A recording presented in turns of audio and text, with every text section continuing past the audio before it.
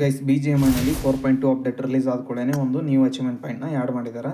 ಅದರ ನೇಮ್ ಬಂದು purification end ಅಂತ. ಅದನ್ನ ನಾನು ಯಾವ ರೀತಿ ಕಂಪ್ಲೀಟ್ ಮಾಡ್ಬೇಕಂತ ಈ ವಿಡಿಯೋದಲ್ಲಿ ತಿಳಿಸ್ಕೊಡ್ತೀನಿ. ನೀವು ಇದನ್ನ ಕಂಪ್ಲೀಟ್ ಮಾಡ್ಬೇಕಂದ್ರೆ ನೀವು ಯಾವುದಾದ್ರೂ ರ್ಯಾಂಕ್ ಆರ್ ಅನ್ರ್ಯಾಂಕ್ ಮ್ಯಾಚ್ನ ಸ್ಟಾರ್ಟ್ ಮಾಡಬೇಕಾಗುತ್ತೆ.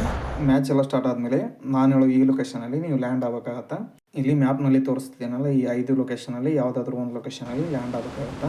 ನೀವು ಇಲ್ಲಿ ಲ್ಯಾಂಡ್ ಆದಮೇಲೆ ಟೋಟಲ್ ಆಗಿ 5 ಕಿಲ್ನ ಎಲಿಮಿನೇಟ್ ಮಾಡಬೇಕಾಗತ್ತೆ. ನೀವೇನಾದರೂ ಇದೇ ಲೊಕೇಶನಲ್ಲಿ 5 ಕಿಲ್ನ ಎಲಿಮಿನೇಟ್ ಮಾಡಿದ್ರೆ ಅಚೀವ್ಮೆಂಟ್ನಲ್ಲಿ ನಿಮಗೆ ಫಸ್ಟ್ ಟಾಸ್ಕ್ ಅನ್ನೋದು ಕಂಪ್ಲೀಟ್ ಆಗುತ್ತೆ. ಇನ್ನು ಸೆಕೆಂಡ್ ಟಾಸ್ಕ್ನ ಕಂಪ್ಲೀಟ್ ಮಾಡ್ಬೇಕಂದ್ರೆ ಇಲ್ಲಿ ಮ್ಯಾಪ್ನಲ್ಲಿ ತೋರಿಸ್ತಿರೋ ಥರನೇ 2 ಲೊಕೇಶನಲ್ಲಿ ಒಂದು ಫ್ಲವರಿನ್ ಈವೆಂಟ್ ಟೈಪು ಇಟ್ಟಿರ್ತಾರೆ. ಅಲ್ಲಿ ನೀವು ಲ್ಯಾಂಡ್ ಆದರೆ ಈ ಥರ ಒಂದು ಫ್ಲವರಿನ್ ಐಟಮು ನಿಮಗೆ ನೋಡೋಕೆ ಸಿಗುತ್ತೆ. ಅದನ್ನ ನೀವು ವೆಪನಿಂದ ಶೂಟ್ ಮಾಡೋಕ್ಕಾಗತ್ತೆ.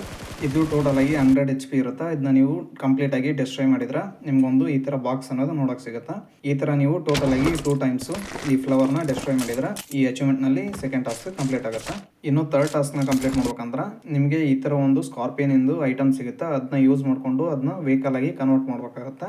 ಈ ಥರ ನೀವು ಟೋಟಲ್ ಆಗಿ 2 ಟೈಮ್ಸ್ ಕಂಪ್ಲೀಟ್ ಮಾಡಿದ್ರೆ ಇದರಲ್ಲಿ ಥರ್ಡ್ ಟಾಸ್ಕ್ ಅನ್ನೋದು ಕಂಪ್ಲೀಟ್ ಆಗಿರುತ್ತೆ.